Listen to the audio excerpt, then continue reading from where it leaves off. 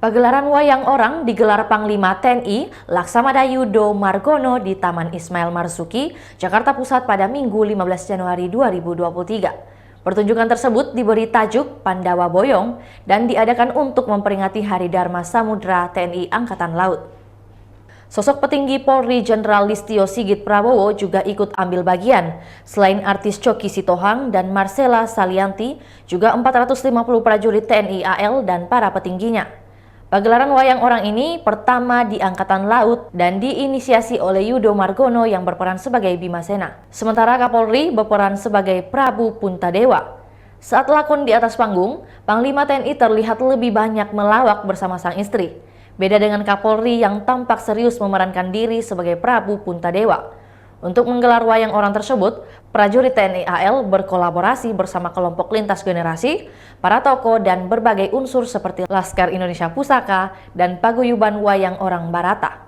Kapolri pun mengapresiasi undangan yang diberikan oleh pihak TNI dan berharap pertunjukan tersebut dapat meningkatkan sinergitas Polri dan TNI. Pandawa Boyong bercerita tentang kegagalan Prabu Kresna menjadi duta pamungkas para Pandawa untuk mengambil kembali kerajaan Hastinapura dari para Kurawa. Para Kurawa yang licik menyobek surat perjanjian hingga terjadilah perang Baratayuda. Namun para Kurawa akhirnya gugur sehingga kerajaan Indraprasta dan kerajaan Hastinapura menjadi milik Pandawa kembali.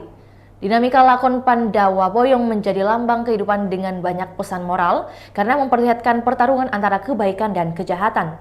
Selain itu juga dianggap melambangkan hidup dan kehidupan manusia dari berbagai sisi.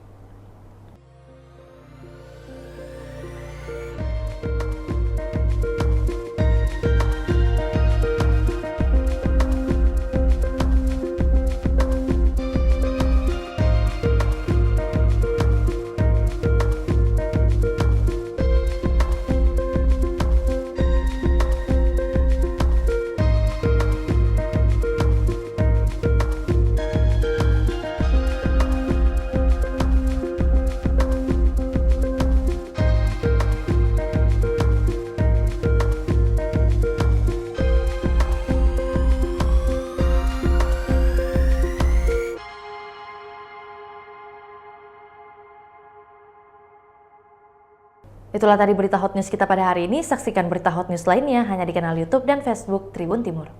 Terima kasih sudah nonton. Jangan lupa like, subscribe, dan share ya.